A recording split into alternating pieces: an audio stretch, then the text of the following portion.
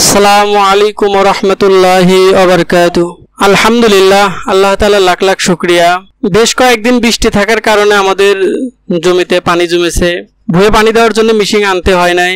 আমরা টিলারওয়ালাকে বলেছিলাম যে আমাদের জমিগুলো এক চাষ দিয়ে রাখো। তারা আমাদের জমিগুলোতে এক চাষ করে দিয়ে রেখেছে। তারপরে আমরা চতুর সাইডে যে আইলের পাতাগুলো আছে সেগুলো কাটতেছি। যে আগাছাগুলো এদিক ওদিক বাইর হয়েছে সেই জন্য আমরা কাটতেছি। আর একদম আইলের গোড় দিয়ে তো আর টিলার যায় না, ওখানে বেশি কাদো হয় না, এই জন্য ওখান থেকে কেটে একটু সরে দিতে হয়।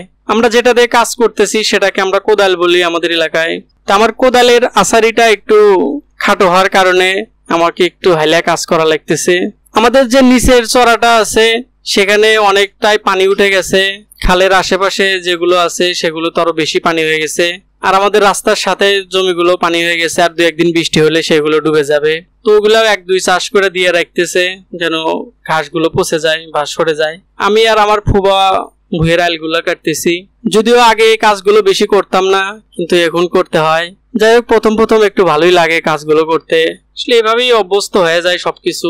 ধীরে ধীরে জানতে হয়, বুঝতে হয়, শিখতে হয়। যেহেতু আমাদের গরুর প্রচুর খড় লাগে, এই জন্য আমরা আবাদে বেশি নজর দিই। মোটামুটি ভালোই পানি জমেছে। এক চাষ করে দিয়ে রাখলে মোটামুটি কাদোগুলো ভালো থাকবে। আলহামদুলিল্লাহ, আমাদের বেসনগুলো অনেকটাই বড় হয়ে গেছে। আমরা যে ধানের বেসন ফালাইছিলাম সেই বেসনগুলো আলহামদুলিল্লাহ অনেকটাই বড় হয়ে গেছে। আমাদের এখানে চড়াতে সবগুলো ভুঁই হাল বোয়া হয়েছে। আশেপাশে যাদের জমি আছে সবাই হাল বইছে। মনে হয় 6-7 দিনের ভিতরে গাড়া শুরু হয়ে যাবে। আর খালের ভিতর দিয়ে বা নিচু চড়ায় যে জমিগুলো আছে সেগুলো আরো পরে গাড়তে হবে। কত বছর ফসল হয়, আবার অনেক বছর ফসল হয় না, এক সিজন মার যায় নিচে যে জমিগুলো আছে। যাই হোক, সবাই আমাদের জন্য দোয়া করবেন, আমাদের খামারের জন্য সবাই দোয়া করবেন। আল্লাহ তাআলা যেন আমাদের খামারের মধ্যে বরকত দান করেন, আমাদের ফসলের মধ্যে বরকত দান করেন। হাসবুনাল্লাহু ওয়া নি'মাল ওয়াকিল। বান্দার জন্য আল্লাহ তাআলাই যথেষ্ট। আসসালামু আলাইকুম ওয়া রাহমাতুল্লাহি ওয়া বারাকাতুহু।